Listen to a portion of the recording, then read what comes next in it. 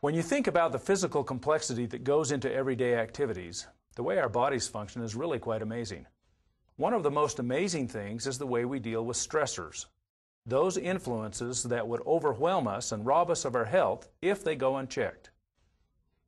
You've probably heard someone say, "I'm so stressed." Technically, that's not stress. It's anxiety or nervous tension. Stress is actually the body's response to any stressor. A stressor may take the form of bacteria or viruses, or it may be a traumatic experience or an injury. All these things will have an impact, and all of them require some type of accommodation. The body accommodates stressors with a response called stress. That's right. Stress comes from inside the body. Homeostasis is the position of balance where we experience our optimum health and function most comfortably. Every day, your body is impacted by stressors. Each stressor pushes you away from homeostasis and forces your body to react. If the stressor goes unchecked, it will overwhelm your body and cause serious problems.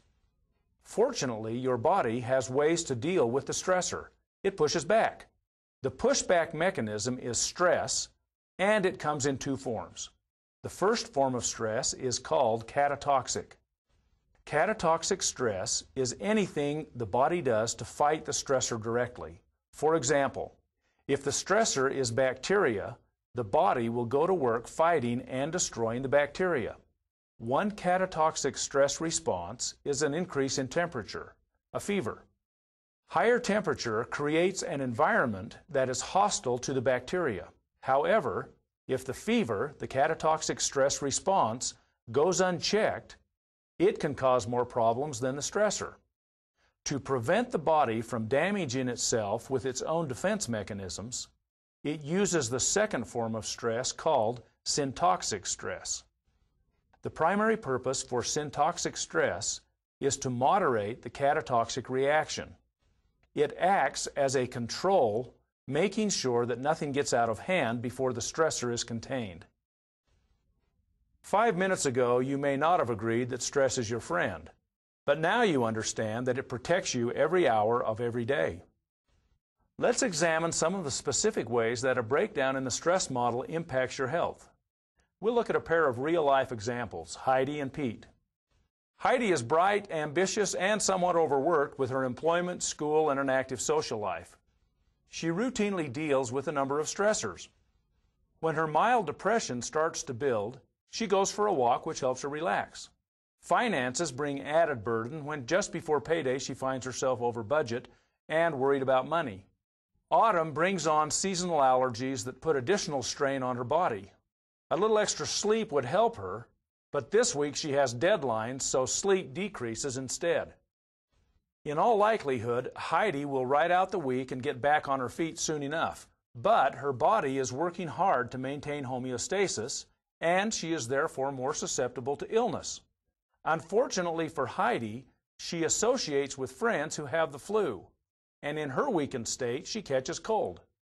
This makes everything worse. She feels more depressed, she worries more about money, and her allergies create more grief. The stressors are overwhelming Heidi's ability to push back.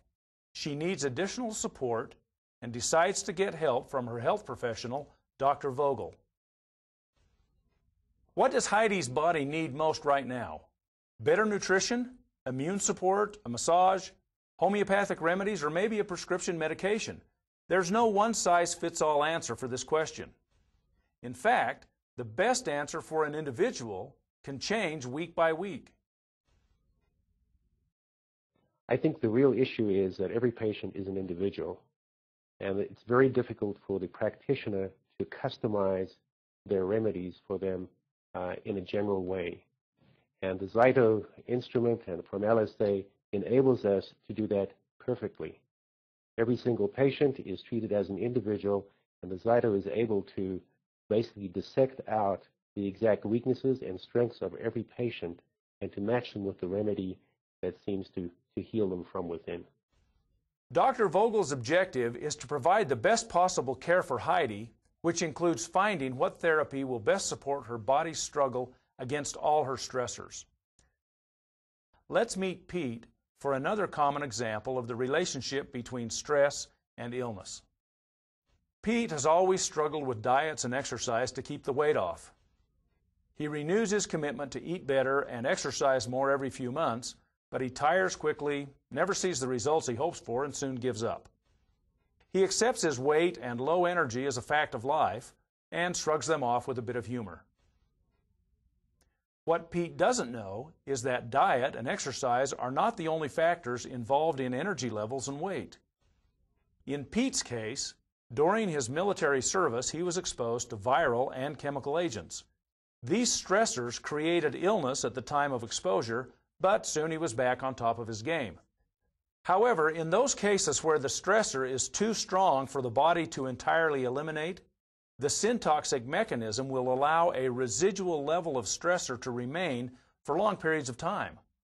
These residual stressors can build up and create an extra burden. In Pete's case, his past exposure created a lingering effect. He is teetering between health and illness, but the only indication of this is his weight and some mild fatigue. What this means to Pete is that his body needs support, specific and comprehensive. He needs enough of his stressors dealt with to allow his body to regain and maintain homeostasis. I have seen over the last several years that people are sicker and sicker, and I think it's a combination of reasons why that's true, but nonetheless they're much more difficult to treat, and that's another reason why I like the LSA, because they are so difficult. I have to look at a lot more things, and I can do that within the time. The concepts in these examples hold true for all diseases and illnesses. Cancer, pneumonia, even the ability to sleep soundly or recover from a broken bone. When the body is pushed beyond its ability to stress back, it needs individualized support. Back in the 1930s, it was discovered that the body's largest organ, the skin, is electrically conductive. This conductivity will change when the body is exposed to different stressors. This change in conductivity is known as galvanic skin response, or GSR. Zyto's patent-pending biocommunication system monitors GSR and sends the measured responses to a computer where proprietary software interprets the data and decodes your body's responses. By sending data that is representative of actual stressors to the hand cradle and measuring your body's response, we are able to have a virtual conversation with your body. Why would one want to give a patient a remedy or an antibiotic or an antihypertensive that didn't work the first time around? Here we can nail down exactly what's good for you and what's going to be biologically effective from the outset. And this to me is an enormous biological advantage for the patient, and we're saving time and money and morbidity. Thanks for joining us. We hope you've learned valuable insights that will improve your understanding of your amazing body and help you make the most of your health and your life.